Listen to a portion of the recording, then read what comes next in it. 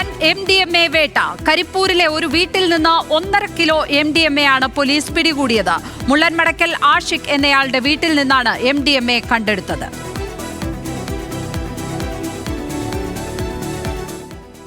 കഴിഞ്ഞ ദിവസം മലപ്പുറത്ത് നിന്ന് അറസ്റ്റ് ചെയ്യപ്പെട്ട ഒരു മട്ടാഞ്ചേരി കേസിലെ പ്രതി മിസ്റ്റർ ആഷിഖ്, അയാൾക്ക് വന്നിരിക്കുന്ന ഒരു കൺസൈൻമെൻറ്റ്, ഒരു കാർഗോ കൺസൈൻമെൻറ്റ് കഴിഞ്ഞ ദിവസം അയാളുടെ വീട്ടിൽ ഡെലിവറി ആയിട്ടുണ്ടായിരുന്നു.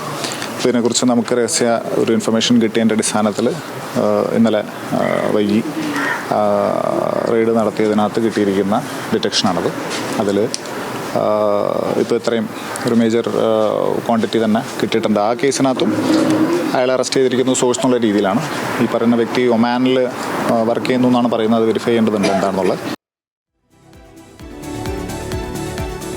ഇപ്പോൾ മലപ്പുറത്ത് നിന്ന് ശാന്തകുമാർ വെള്ളാലത്താണ് ചേരുന്നത്. ശാന്തകുമാർ, ഈ ആഷിഖ് എന്ന വ്യക്തി നേരത്തെയും മയക്കുമരുന്ന് കേസുകളിൽ പെട്ടിട്ടുള്ള ആളാണോ?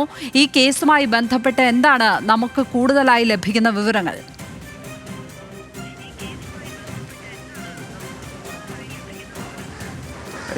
ഏറ്റവും പ്രധാനപ്പെട്ടത് ഈ ആഷിഖ് നിലവിൽ MDMA കേസുമായി ബന്ധപ്പെട്ട് മട്ടാഞ്ചേരിയിലെ ഒരു കേസിൽ അറസ്റ്റിലാവുകയും ഇപ്പോൾ റിമാൻഡിൽ കഴിയുകയുമാണ്. ഇയാൾ ഒമാനിൽ ഒരു സൂപ്പർ മാർക്കറ്റിൽ ജോലി ചെയ്യുന്നുവെന്നാണ് പോലീസിന് ലഭിച്ച വിവരം. അങ്ങനെയാണ് ഒമാനിൽ നിന്ന് പാർസൽ വഴിയാണ് MDMA ഇന്നലെ ചെന്നൈയിലെ ഒരു കാർഗോ ഏജൻസിയിൽ എത്തുന്നത്. കാർഗോ ഏജൻസിയിൽ നിന്ന് ഇന്ന് രാവിലെ വീട്ടിലേക്ക് ഈ സാധനം എത്തിക്കുന്നുണ്ട് എന്ന വിവരം അറിഞ്ഞതിനെ തുടർന്നാണ് പോലീസ് നേരിട്ടെത്തി ഇവ പിടിച്ചെടുക്കുന്ന സാഹചര്യം ഉണ്ടായത്. ഇതിനകത്ത് 1 കിലോ 655 ഗ്രാം MDMA ആണ് ഉണ്ടായിരുന്നത്. ഏകദേശം 2.5-3 കോടി രൂപയോളം വരുമെന്ന് തന്നെയാണ് പോലീസും പറയുന്നത്. ഇത്രയും വലിയ ഒരു അളവ് MDMA കേരളത്തിലെത്തിച്ച് വിതരണം ചെയ്യുന്ന ഒരു ഏജൻസി പോലെ പ്രവർത്തിക്കുന്ന ആളാണ് ഈ ആഷിഖ് എന്നാണ് പോലീസിന്റെ പ്രാഥമിക വിവരം.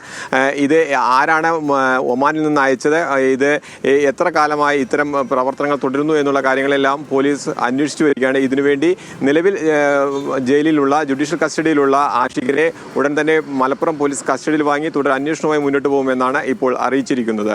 ലക്ഷ്മി, മലപ്പുറത്ത് നിന്ന് ശാന്തകുമാർ വെള്ളാലത്താണ് വിവരങ്ങൾ പങ്കുവച്ചത്. ഇപ്പോൾ